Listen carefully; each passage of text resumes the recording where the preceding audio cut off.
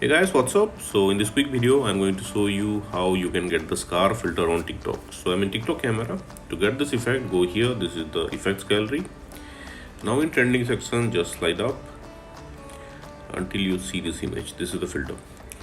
Okay, so this is without the filter. Now let's select the filter. Okay.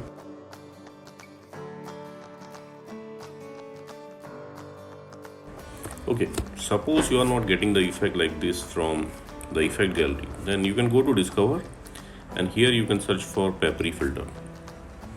Okay, on the top row you will see the effect icon. Just tap there and you will be directed to the effect page. Now from here you can add it to your favorites, and at the bottom of the page you will see try this effect. Tap there to use this effect. Likewise.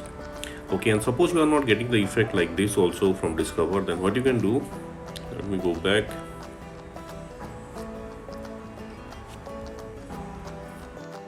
Okay, visit this website. Link to this website I'll give you in the description box below.